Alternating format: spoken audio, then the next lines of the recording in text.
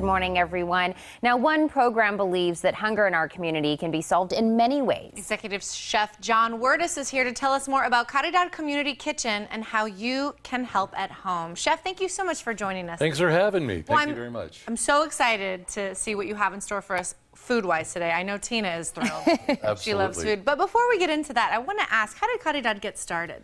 Caridad got started, a church across the street had the program going, and they needed a little bit of help, and they turned it over to the food bank. And from there, it's just continued to grow and grow and grow to where we do between 14 and 18,000 meals every month for people and families in need in our community. Wow. And I know that's not the only thing that you do to contribute to the community. Tell me a little bit more about the programs. We also have a really wonderful arm. It's our culinary training program. We have low and no income individuals that come into our program.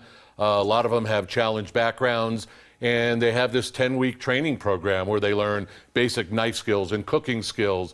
And one of the best parts is their job and life skills part, where they really learn to get along well with others.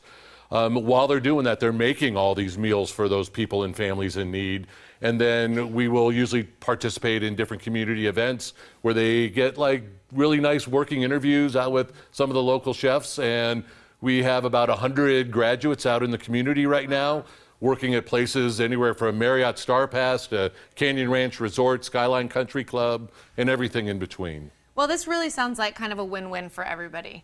And I can't keep smelling this and you not telling me what we're making today. Absolutely. Well, the last part of the arm of Caridad is our for-profit social enterprise catering. Perfect. And our mac and cheese, actually my mom's recipe for mac and cheese is on the menu. And a little bit selfish, but it's just a feel-good type of mac and cheese. And I'm going to need your ladies' help to make it. Yes. And about as simple as it gets, there's 4 ingredients that go in there. Only 4. Okay. So as you dump them in, I'm going to start stirring. Okay. So macaroni, of course. Macaroni. Large elbow macaroni is going to go in there. All of it goes in. This is the epitome of comfort food, right? Absolutely. We have cheese, good old-fashioned American type cheese. Yeah. Get her in there. Beautiful. Perfect. So again, it's just sliced cheese that we're just going to leave it in nice big chunks as we go. Some sour cream. Sour cream. Sour cream's going to go in. Okay. And we're going to put that all in together like this. And last but not least is tomato soup. Tomato soup. Tomato soup. In mac and cheese. Yeah, absolutely. So, and that's all we need. And then it's just going to get mixed up. And again, just sort of mix it together like you see here. And it's, fairly rough and, sort of country style type of thing. No, Mama knows best. Always go with Mom's recipe. So, and again, it's just that simple. I mean, you're really pretty much done.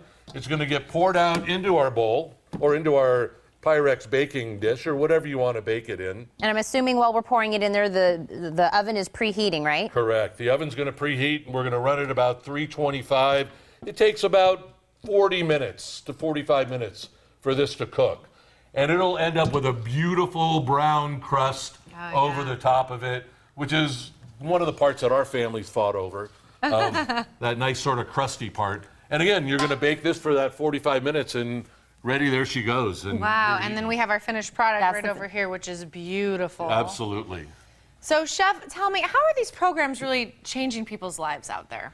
So again, a lot of the people that come to our program have these barriers to employment. Some come out of incarceration or rehab or homelessness, and they come in. So we look at these 2 lines of hunger, the line of hunger that you need to feed and one of those lines of hunger that you need to shorten. And so we're fortunate to be able to do both, because a lot of the people that come into our program were in that line of hunger. And now they're able to get themselves food secure and economically secure, take care of their families, and really put food on their table themselves and get that feeling of independence. Well, and I've heard a lot of nonprofits talk a lot about there's, a handout, then there's a hand up. There's, giving people a skill or something that they can, of course, better their lives. And they're also taking that to make the meals for those that continued also to need that help as well. Now, I know this fundraiser that we're doing, this event that we're asking everybody to come out to, the mac and cheese is going to be there, but what else will be there so people can come out and learn a little bit more? So a couple other things, again, from our catering. We're going to be doing different types of wraps and different types of sandwiches.